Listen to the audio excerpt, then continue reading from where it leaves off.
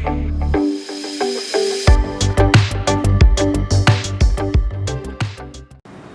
students, welcome to today's literature class. Well, I am doing the ICSE syllabus right now, and the ICSE syllabus has been divided for classes 9 and 10. So right now we are trying to complete the 9th class syllabus. In keeping with that, today I have chosen for you a poem, Bangle Sellers by Sarojini Naidu. The name of Sarojini Naidu is very familiar to us, isn't it? We have read her name in history also, because she has been a very passionate freedom fighter. In fact, her birthday has been marked as Women's Day. Fine. Now, she has given to literature some of the very finest song-like poems. Her poems have great rhythm, great rhyme, and the context, of course. Most of her poems are written on Indian background. Now, this poem also, The Bangle Sellers, has the Indian background and seems to be a very beautiful, rhythmic song poem, musical throughout. Okay, but on a deeper note, it brings out the lifespan of Indian women and the various roles that they play in their father's house and in their husband's house. The emotional changes that come over the women right from the childhood to the time when they are in their husband's house looking after the family is also brought out with the simple use of bangles. Amazing, isn't it?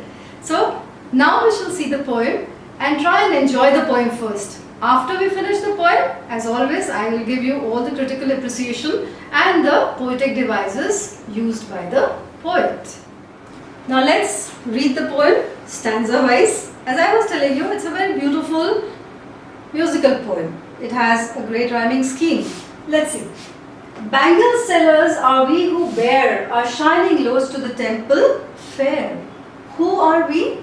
Here we are the narrators, those who are saying the poem to us. And what do they do? They sell bangles. They are bangle sellers, and they bear. What do they carry?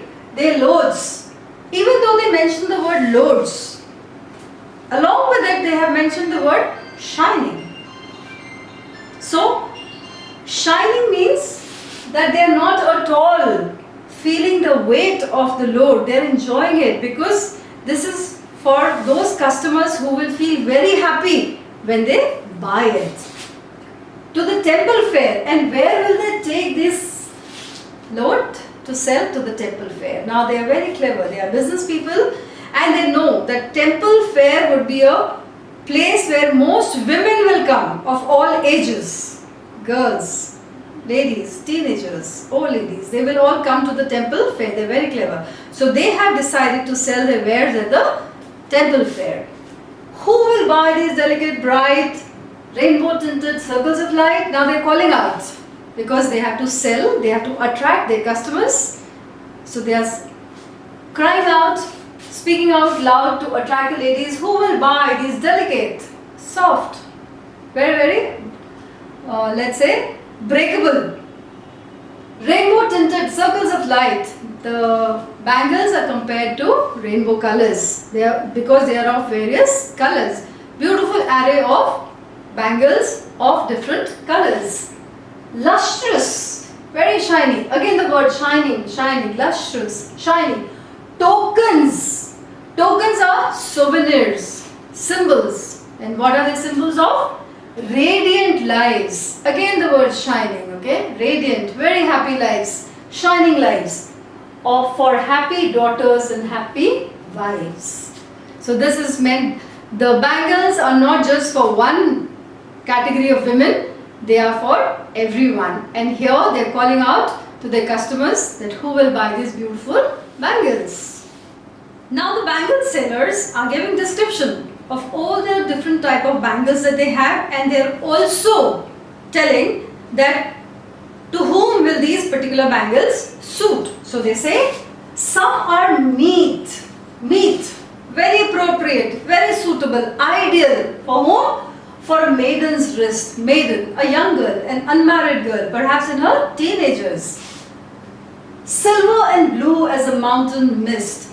As the mountain mist. Now the bangles are compared to the mountain mist, that mysterious kind of look that it gives on the mountains, silverish, greyish, bluish. So here these colored bangles are especially for the young girls, the maidens. Now look at the comparison and the similarity that he has drawn out from here. The young girls are like the mist, pure, untouched, okay, and maybe full of dreams, that faraway look that they might have in their eyes. So here we have the silver and blue color bangles for the maiden's wrist. Some are flushed like the buds that dream. Flushed. They have that pinkish color which appears on the cheek when people blush. So that reddish glow, that pinkish glow. So some bangles are flushed like the buds, the beautiful little buds that are just about to open up into flowers. And these buds are dreaming. They are in a state of dream.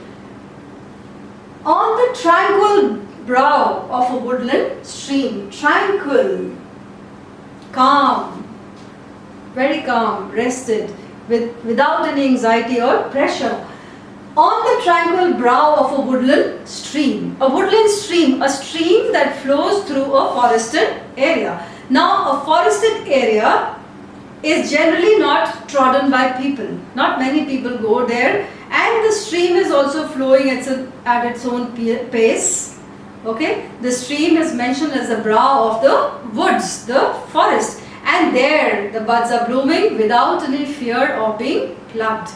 They are in dreamlike state. So some bangles are reddish like the buds that dream. Some are aglow, shining again, illuminating, with the bloom that cleaves, with the flowers or with the green little leaves that cleaves, that hang, that stick to the limpid glory of the newborn leaves. Limpid, clear, crystal-like clear, transparent, of the newborn leaves. The newborn leaves are of very delicate, soft green color, and you will notice that below every flower there are some green leaves. So here the poetess talks about those beautiful green leaves. So some bangles are of green color, just as the green color of the newborn leaves. Some are like fields of sunlit corn. Now we have before our eyes an image of a cornfield, golden, sunlit, lighted by the sunlight. So when the sunlight is falling, it would be golden in color, yellowish, golden in color.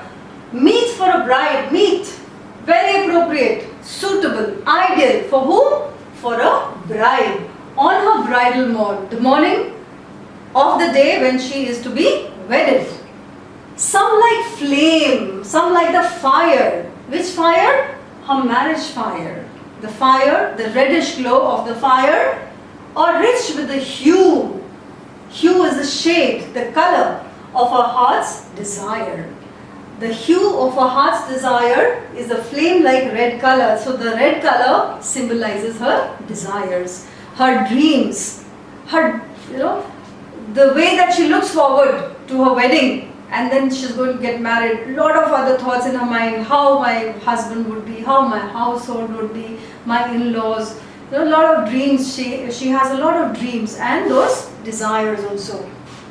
Tinkling. Now we can hear the sound tinkling of the bangles. Luminous. Again connected to shining. Luminous. Tender. Very soft and clear, because these are glass bangles. Like her bridal laughter. She's so full of laughter today. She's so bubbly today because she's going to get married and enter into a new life, a new role. So she's very, very bubbly today. Bridal tear. But at the same time, mixed with her happiness is her sorrow also. Because today is the day when she will bid goodbye to her household, to her siblings, brothers and sisters. So the usual place for her, where she has been living all her life till now, is suddenly going to change, and she will go to a new house. So there is sorrow also in separation. Now the journey of the woman continues. From a young girl, she became a bride, and now she's come to her husband's house. Now she has various roles to play in her husband's house, but the bangles, she still has a love for bangles. Even though her taste of color must have changed, but she still has a love for bangles. Now look at the bangles that the woman would choose. Some are purple and gold flecked grey. These bangles are purple in color and grey, maybe a mixture of grey, and they are flecked with gold, dotted with gold work on it. For she who has journeyed through her life midway. Now she has come midway of her life. She is now at her husband's place. Many years have passed perhaps, and she is in charge of the household. Whose hands have cherished, whose love has blessed. She is the lady who has made this house. She has looked after this house so carefully, so lovingly. So her hands have cherished lovingly. She has nurtured. Whose love has blessed. She has blessed all the people in this house with her love and care. And cradled fair sons. And she has given birth to fair sons and cradled them in her arms. Okay, the swing of her arms on her faithful breast, and she has sung lullabies to the sons, and she has looked after these sons, given them lot of values, and serves her household in fruitful pride. And today, after so many years, her heart is filled with pride. What kind of pride? Fruitful pride. She is contented, she is satisfied, she is very happy at all that she has done in these years at her husband's house, and worships the God at her husband's side. Not only is she a good mother, she is also a good wife, and she is also a good homemaker. She knows her role very well, and she joins in the prayers at her husband's side. So this is about all of this poem. Now, in almost every video, I tell you the importance of literary devices which the poet or the writer uses in the text that we have to do. So this poem is also replete with such poetic devices, which now we will see one by one and have a critical appreciation, so that you will be able to tackle all the questions, because not all questions will be straightforward questions. I am now going to give you a detailed analysis of the poem, as I said, for all different types of questions that you will be put to. Here we have themes of the poem, as all literary works have themes, so poems, and the themes that have come out in the poem are celebration of the female life, not just an Indian female, any female, the beauty of the female life, celebrating it through this poem. The love for bangles, the love for adornment, the dreams, the desires, okay? Depiction of various stages of a woman's life, not just a celebration. And we also see her various stages of her life, from a young girl to a teenager to a bride to a mother, okay? So many stages she has to pass on. She has a multitude of roles to play in all these stages of life. Representation of the Indian culture and traditions, and through the poem we also get to see the Indian traditions and cultures. When the girl is young, she is at her father's place in the security of her father. She grows with her brothers and sisters, and the mother passes on to her certain values. And she grows with her values, and she is told at a certain age a match will be found for her and she will be married off. So till her marriage she doesn't know who her husband would be. So a lot of desires are there, dreams are there. And then she is also told of her roles that she will play at her husband's house. And there, once there she reaches there, how best does she accommodate herself? How best does she get used to that place? Okay, then she plays the role of a mother and moves on in life to nurture those kids that she has given birth to. Okay, women's role in a traditional Indian society, and how in all her ages, what role does she play towards her family. What is her contribution to her family? All this is brought out very beautifully in the poem by Sarojini Naidu. Next we come to form, structure and rhyme. What type of poem it is? It is a lyrical poem. It's like a song, beautiful, charming. The music flows through it. The music flows throughout the poem, right from the start till the end. We have a lot of rhyme in the poem. There are 4 stanzas of 6 lines each, and each stanza has a quatrain followed by a couplet. So we have 6 lines. These 6 lines are like 4 lines and then 2 lines. Okay, here we have 6 lines. So a quatrain of 4 lines and a couplet of 2 lines. All the 4 stanzas. It has a simple AABBCC rhyming pattern. I have been telling you that rhyming pattern is ascertained by the last sound of every line. Bear, fair, one sound. So here we have the A. Okay. Bright, light is a different sound, so it is B. Lives, wives, again a different sound, not matching with A or B, it becomes the C. Beautifully rhymed poem, perfect in its structure. The literary devices or the poetic devices used in the poem, let's have a look. Simile. Simile is a comparison between 2 different objects with the use of specific words like as and like. Wherever you can see the word as or like, you can say it is a simile. So we have lots of lines in the poems where we have the similes. Silver and blue as a mountain mist. Some are flushed like the buds that dream. Some are like fields of sunlit corn. Some are like flame of her marriage, fire. Some like her bridal laughter and bridal tear. A lot of similes are there. Now, other than similes, there is another comparison which is called metaphor. In metaphor, there is no as or no like, but there is a comparison. Fine. Rainbow tinted circles of light. So, what are these rainbow tinted circles of lights? These are the bangles. The bangles are the circles of light. What type of light? Rainbow tinted, colored like the rainbow. So this is a metaphor. Next is the anaphora, a very beautiful device. I really love this one. This is the repetition of a word in the beginning of every line.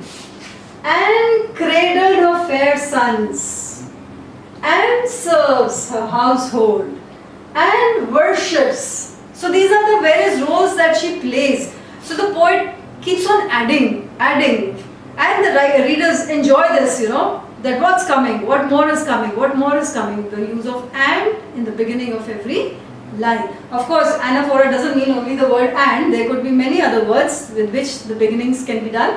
In this poem, there is and.